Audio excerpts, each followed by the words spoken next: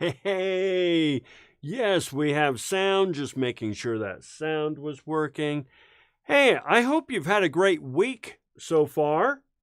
I mean, only one day left, so I hope you've had a great week. Friday kind of gets double billing. It's both part of the week and yet part of the weekend, so that's kind of nice. I've been doing all right. This cold, holy geez, Louise! I've had a really tough time shaking this cold. Nasal infection and so forth. Ergo, the funky sound of my voice right now. I apologize, but there you go. All right. So, hey, I'm glad to have you with me today. I've been looking forward to this one. I kind of feel like, well, let's get right down to what we're going to be talking about. We're talking about AI, not just talking about AI. We are talking about a practical user's guide to AI. I'm getting really sick and tired of the conversation around AI. It's like the conversation has not moved past where it was during the first 3 months of its inception. Oh, should we use it? It makes stuff up. There's anomalies, there's hallucinations, and it's not always right, and there's built-in bias, and it's cheating, and it's replaced. Guys, these are the wrong. They're not the wrong conversations to have. Let me back up on that. It's not the wrong conversations to have. It's time to move past those conversations. Hey, Liza, I'm glad you're with us today. Great to see ya. It's time to move past those conversations. Those are important conversations, and they're always going on in the background, and yada, yada, yada, yada. Pane, how you doing? But it's time that we start talking about how to use it. All right, so let me jump in and kind of show you what I'm talking about here. We're going to discuss some real-world, practical, hands-on ways that you can use AI to augment your work. And if you don't know what augment is, it's a great word to use. To strengthen, to improve, to raise up, to make better your work. It doesn't replace your work. We're not even having that conversation. You're not using AI to replace your work. You're using it to augment your work. Now, why do I feel this way? All right, so here's the deal, and I apologize. I'm going to take a quick drink. That sounded funky, talking into that thing. Anyway, I have a posit here for you. Employers don't pay you for what you can do. Employers pay you for what you can produce. They don't care what you can do. They don't care what you can do. I can juggle, and Salt Lake Community College has never once said, you know what, we're really grateful you can juggle. We're going to pay you because you can juggle. I can do video production. Salt Lake Community College doesn't care that I know how to do video production. I do this for myself. Employers only care about what you can produce because what you produce is what they sell, monetize, market, all that good stuff. They don't sell and monetize what you can do. They sell and monetize what you produce. And AI is just a productivity tool. Companies are fixated, and I mean fixated. I use the term deliberately. They are fixated on efficiencies, getting more for less. And productivity tools are a way that we get more for less. There's a reason why everything is automated and robotics everywhere and algorithms everywhere. This is how we get more output for less input. AI is just a productivity tool by which employers will get more output for less input. And so, you need to then know how to use AI to increase your productivity, to increase the value of what you produce, to increase your value to the company. Because as it says here, if you don't learn to use AI, those who do know how to use AI will replace you. It's, you know, you could listen to a whole bunch of experts and they go, well, that's not really, it's all complicated. And it's not complicated. None of this is complicated. Pundits make it complicated. Futurists make it complicated because that's how they get paid. It's not complicated. All right. So let's move on. What I want to do is help recalibrate your mind toward what AI is and how, therefore, it can help you. All right? So I want you to think about AI as a personal assistant, right? That's all AI is. And my AI is named Friday. Hey, Friday, how's it going today? Hey, boss. I'm doing great. Thanks for asking. How about you? Doing all right. Glad to hear it. Okay, so why Friday? All right, well, okay, so Tony Stark had an AI named Jarvis, but Jarvis became Vision. Now, whenever Jarvis would talk to Tony Stark, Jarvis would say, sir. But then when Jarvis became Vision, Tony Stark needed a new AI. So his new AI was named Friday. And Friday referred to him as boss. So I've programmed my AI to do the same thing. So let's talk about how we can use our AI.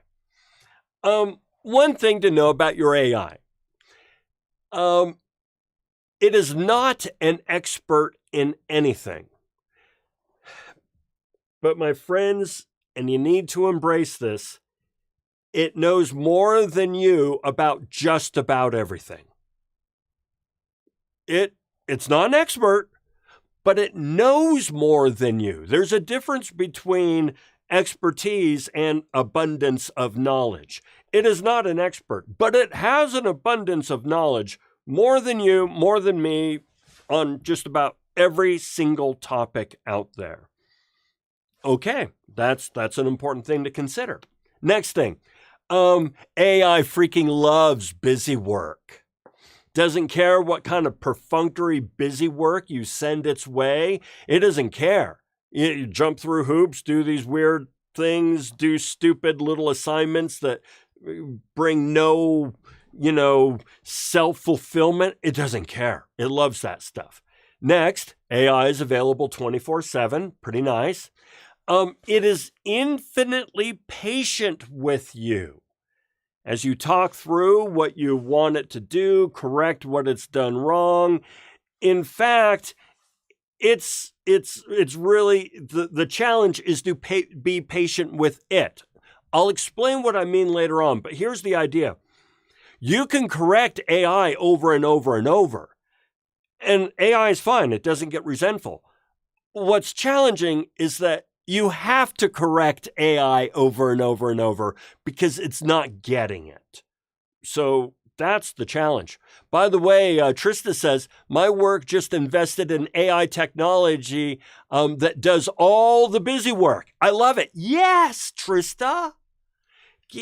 There's all kinds of busy work that you and I, folks, there's all kinds of busy work out there that you and I don't even know exist, because it has been outsourced to computers and algorithms decades and decades ago.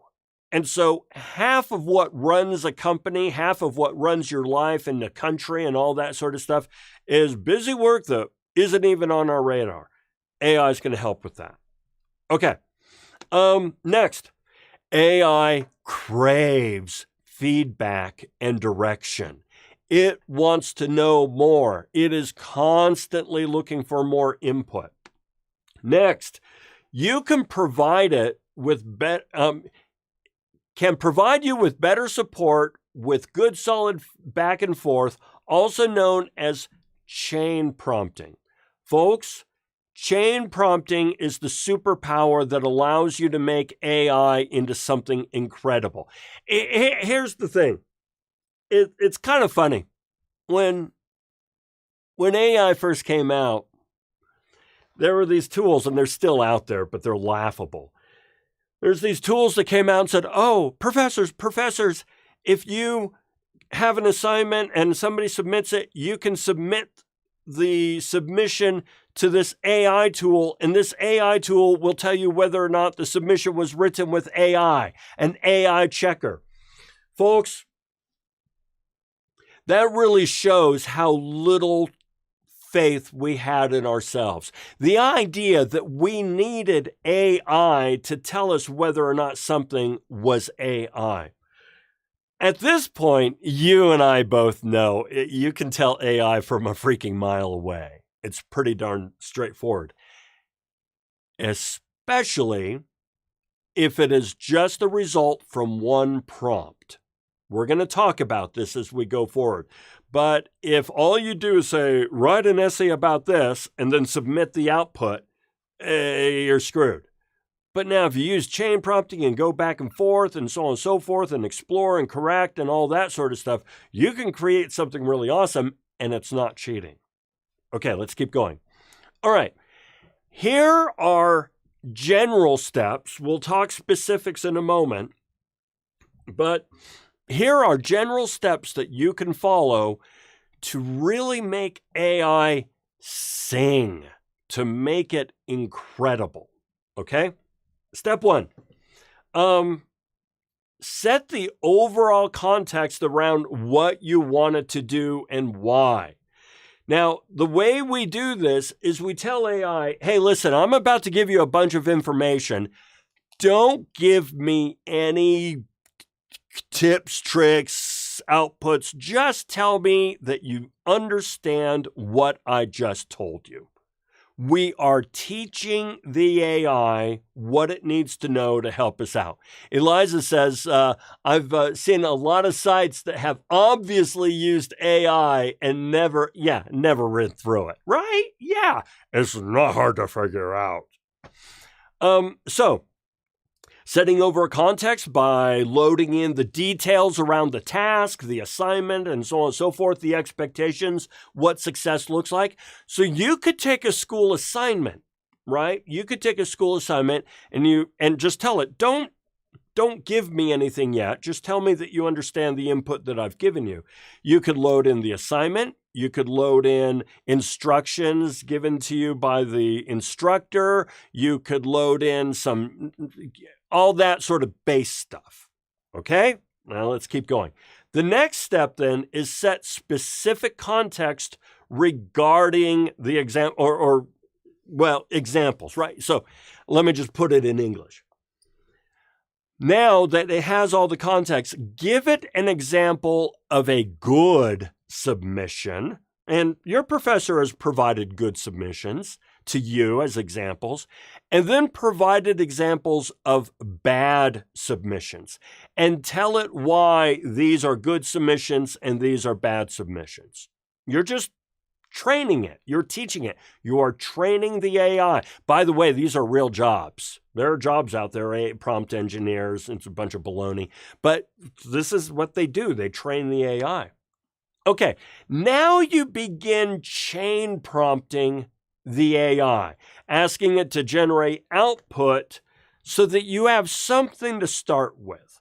So you've loaded in the assignment, you've loaded in the instructions, you've loaded in a good example and told it why it's a good example. You've loaded in a bad example and told it why it's a bad example. Now you say, go ahead and give me an outline for a similar paper, right? Talking about this, and this. You've already kind of thought about these things. Be sure to mention the following things. You give it instructions on what you want it to produce as a first really rough outline draft, okay? And it's going to be able to help you with this because you've given it all this instruction. All right, take the output now, this is step 4, step 4, and take what it gave you and refine it. You now go in and put your self into it. Refine it, rewrite it, adding missing information, removing unnecessary information, things like that. Now, what you may end up doing is you are rewriting what it gave you is you might challenge it and say, hey, you said this. Help me understand that because I'm not sure I understand. Or, things like this. But now you are taking what it gave you and kind of massaging it and working it and adding your own personal examples, adding current events, adding things that were brought up in the lectures so that, you're going deeper and deeper into the topic. Now, by the way, a quick aside. Before somebody puts in the comments or whatever, this sounds like cheating. Listen. 95% of all assignments handed in are just trying to meet the bare minimum requirements of the rubric. And they're just trying to not screw up the assignment. They're not trying to delve into it and explore it and expand it and challenge the topic or interrogate the topic. They're just trying to fill in the box that the professor said. I don't care about filling in the box.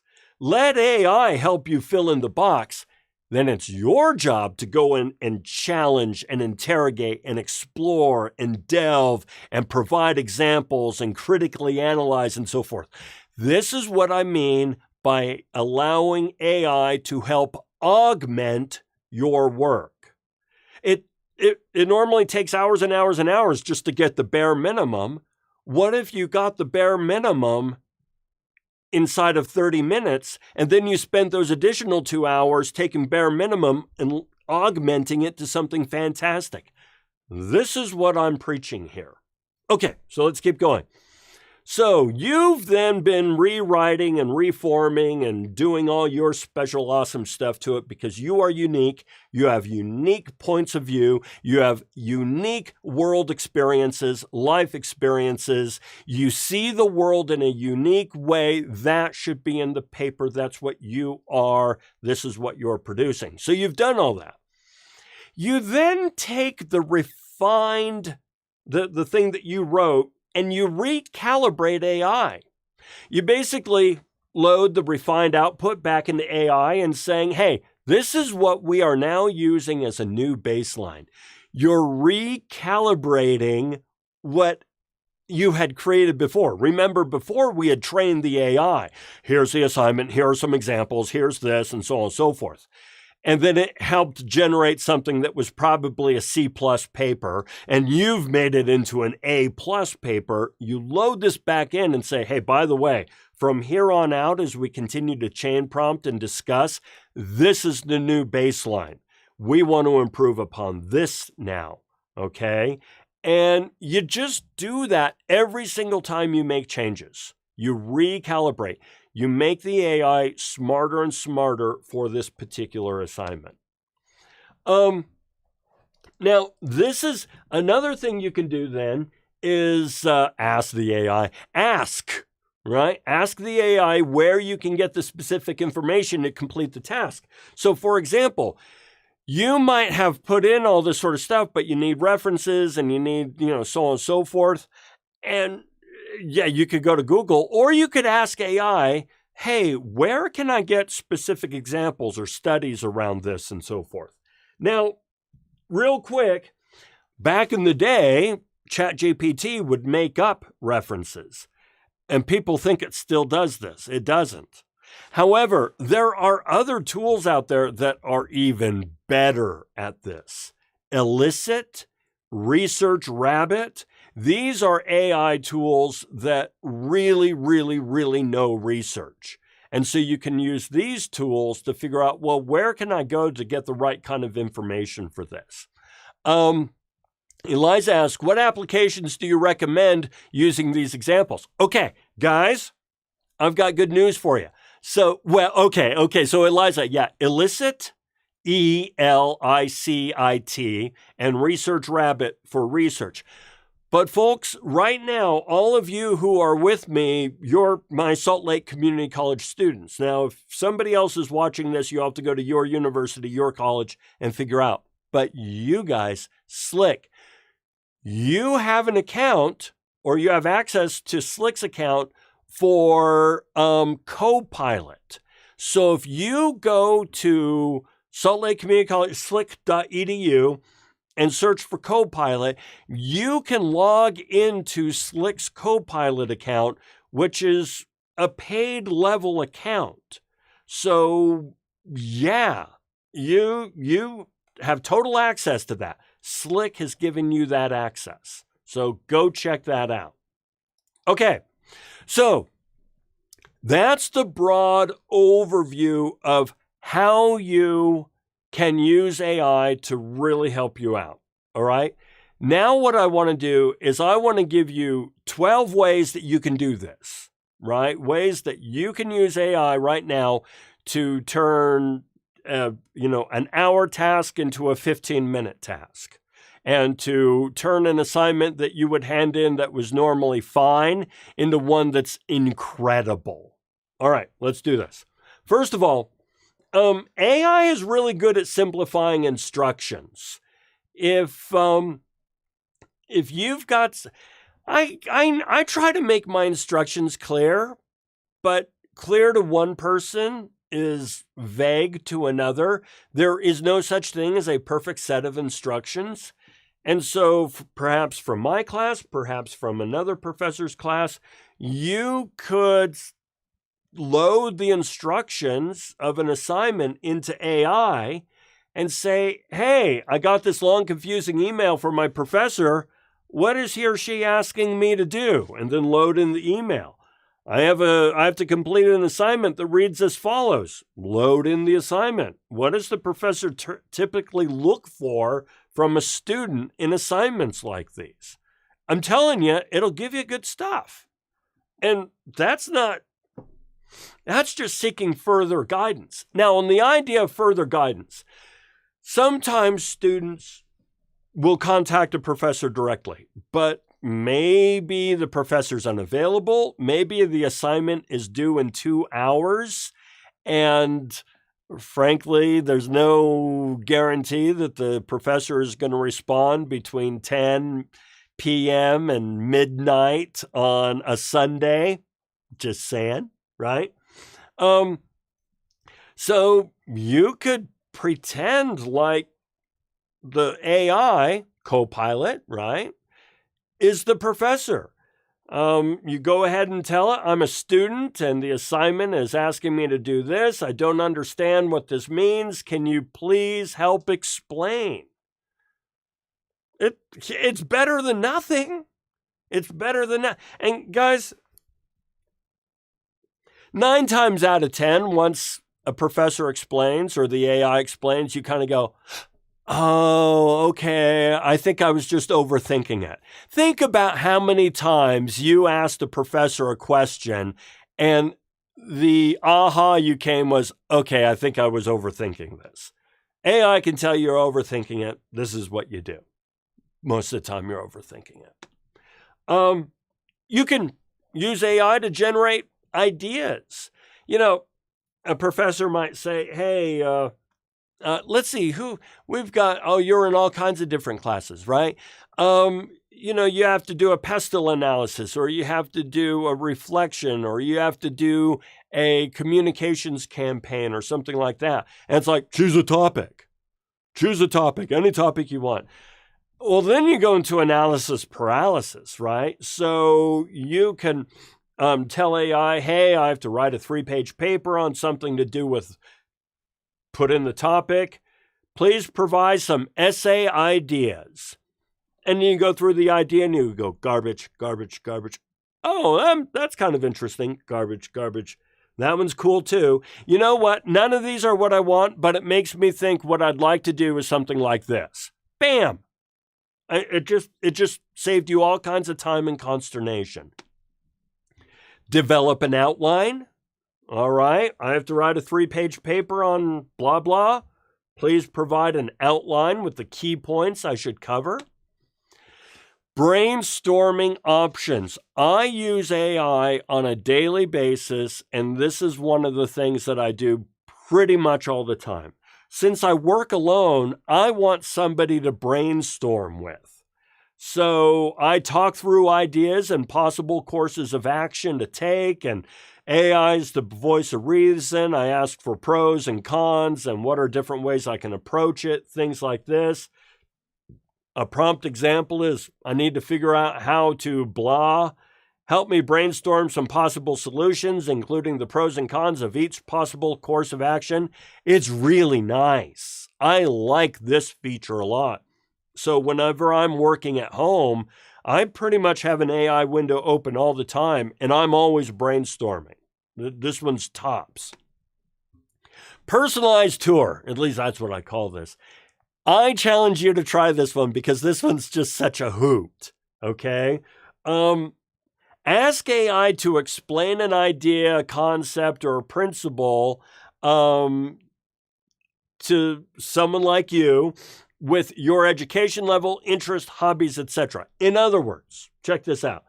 I like playing Fortnite. I'm just going to make up Fortnite.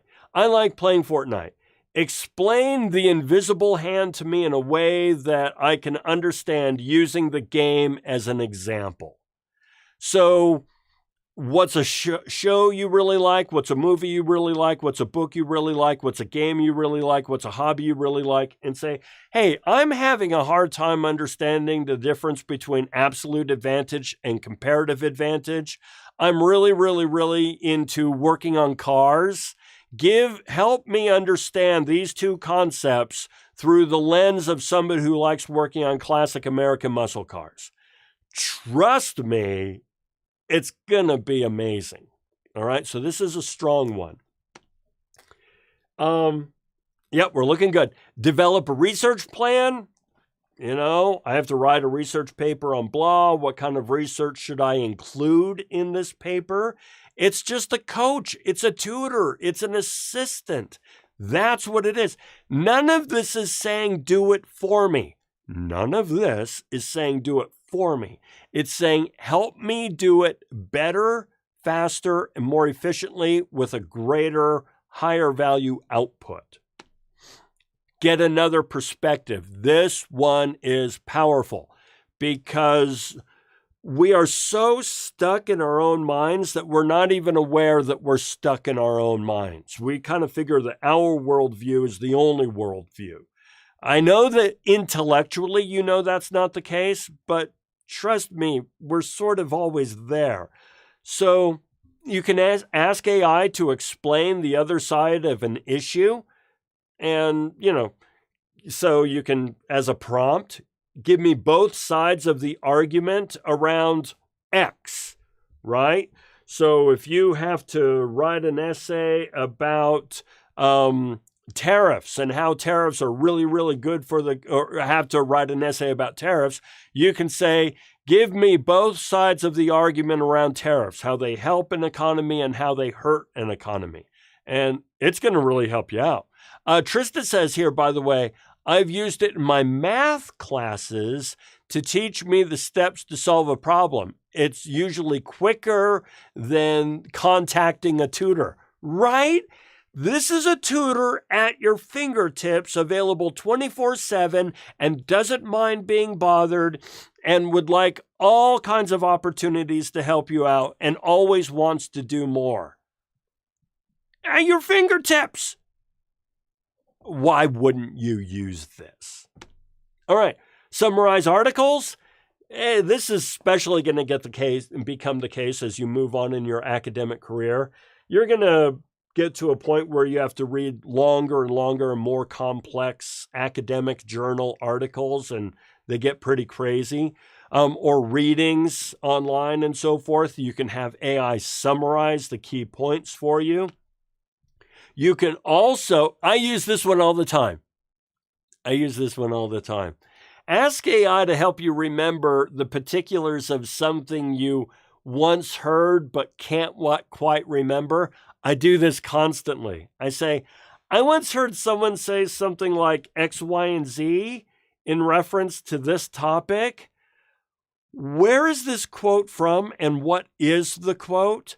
I do this all the time because there's all kinds of stuff rattling around in there and I can't keep track of it, but AI can help me pinpoint what it was that I had heard and where I heard it from. Editing. You should never hand in a poorly written assignment ever again. Ever. AI will just do it all for you. Okay? The prompt that I like to give it is check the following for spelling and grammar. If there are no errors, do not make any changes. Okay? So you're not asking it to rewrite your paper. You're just saying, here's the paper, here's the paragraph, whatever. Check for spelling and grammar. If you see no errors, make no changes. If there's an error, I often say, tell me what the errors are. It'll give you a summary of them, and you can decide whether or not you want to make those changes. But it's just like a really good editor giving a final look. And by the way, in case you're thinking it, no, that's not cheating. First of all, two things. One is every single professional writer out there has an editor. Every single professional writer has an editor. Second, I have a freaking major in journalism and a minor in English, and I can't spell to save my life. And I refuse to think that I'm a bad person as a result. There's nothing wrong with me using tools available to help improve my spelling and grammar. It's just the way it is. Pane says, me too. I sometimes use it for accounting class too. It seems like AI becomes my tutor. Absolutely. Last one.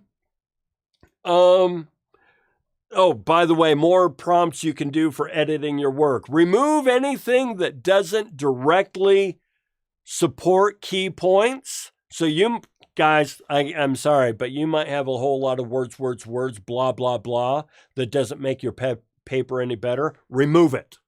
You can tell it, what important points am I missing? It might say, well, you've nailed these important points, but a really good paper would also talk about this, and this. Thank you. I appreciate. You know how whenever you tell, Panay, did I introduce you to AI? That's wonderful. You know, every once in a while you've said to a professor, hey, listen, I know this is due next week, but can I submit this to you now just so I know that I'm on the right track? Yeah, absolutely fine.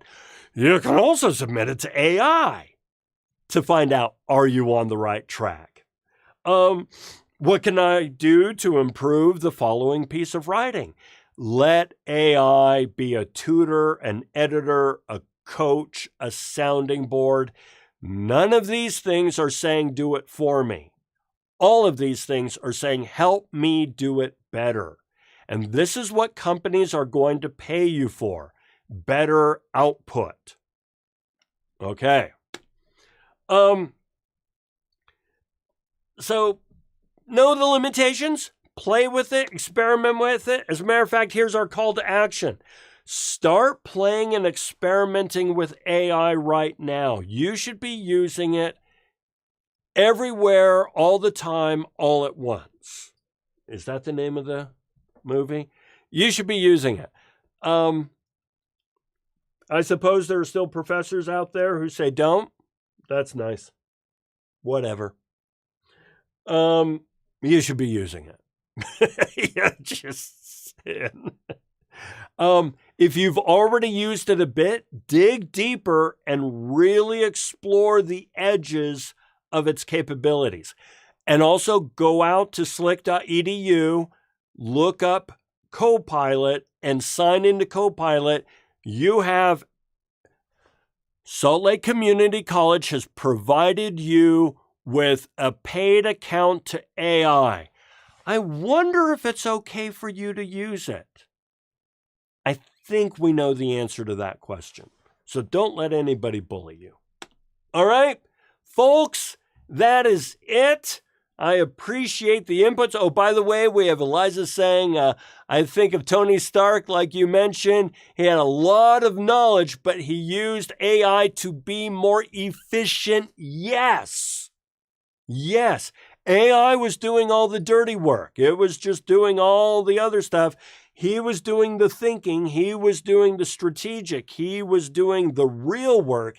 AI was just doing the other stuff and helped him be more efficient. And Eliza, if you've watched my videos on Tony Stark and how he works, you know AI is a big deal to him. All right. So everyone, I really appreciate you today, and thank you to my Patreons who support this nonsense. Means an awful lot to me. And I hope you go off and start using it today. Here's the thing, guys.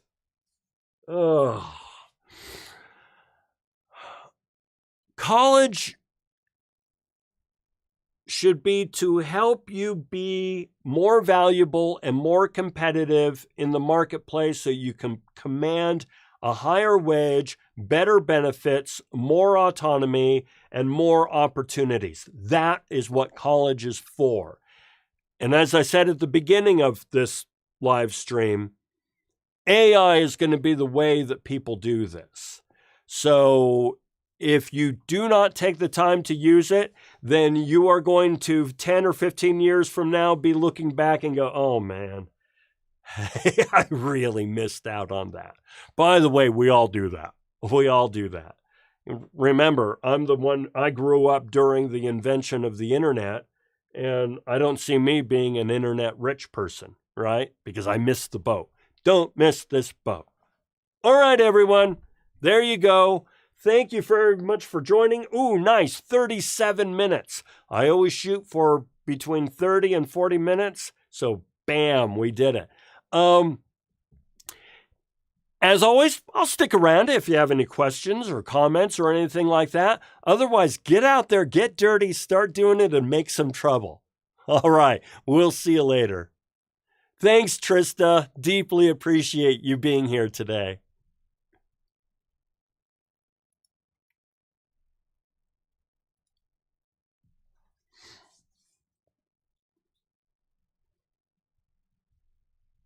Thanks, Eliza. We'll see you later.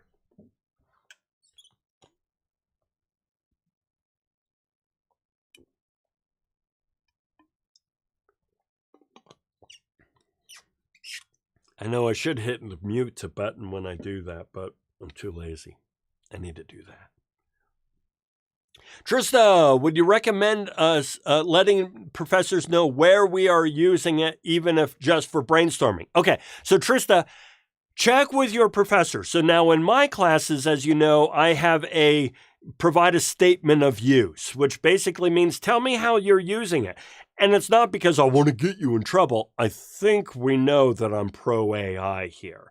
But I want to understand how people are using it, and I want to continue to grow my expertise. So I would get with each one of your professors and find out what their expectations are and align with those.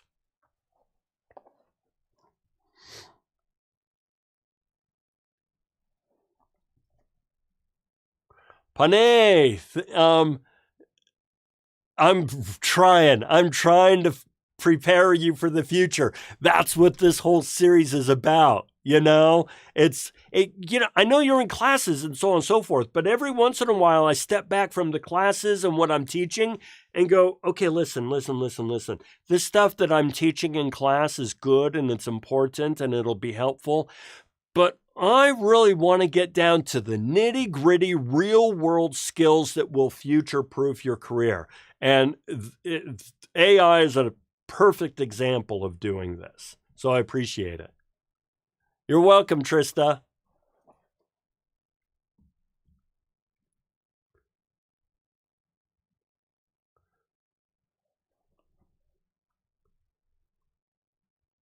I'm just looking around at all my monitors, making sure I got things going right, in case you're wondering why I'm doing all this. You know, a lot of live streamers, when they do this sort of stuff, they have a moderator who helps out, and that would be fantastic and marvelous. I don't have a moderator, so I have 1, 2, 3, 4 monitors with 1, 2, 3, 4, 5 different windows and programs, no, 6 programs going at once.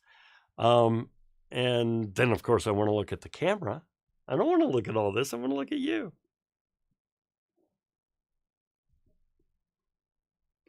Okay, I see folks dropping off, and I don't see any more questions coming up. So I'm going to go ahead and wrap things up, and we'll see you next week. Have a good one.